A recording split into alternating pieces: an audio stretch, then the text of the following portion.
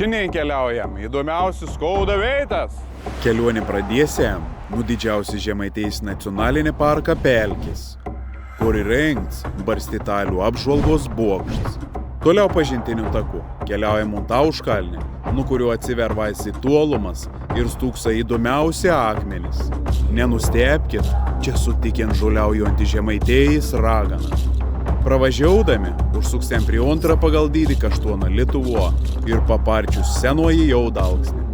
Negalėm nesustuoti prie barstyčių įžymybių, katros liudija aplinkinių vietovių legendas. Kol toliau, daug gražiau, atvykom prie didžiausio Lietuvo barstyčių akmens. Didžiausias kūlis, saulės simbolis ir poilsio erdvės.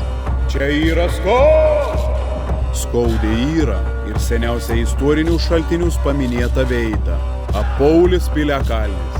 Ant katro auga 100-metė ąžuola ir kiekvienas metas rugpjūtį mėnesį vyksta Paulis festivalis.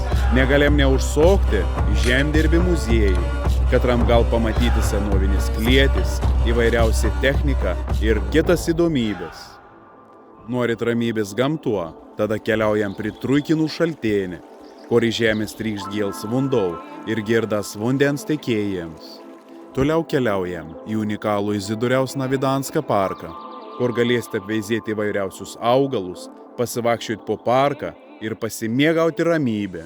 Po tokios kelionės reik gera pailsėti, todėl maršrutą užbaigsim Luobas Venkimė, kur įrengti unikalus apartamentą, pirtis, mėgtamieji, džekuzi, o išėjus į lauką girdas paukščių čiulbėjams.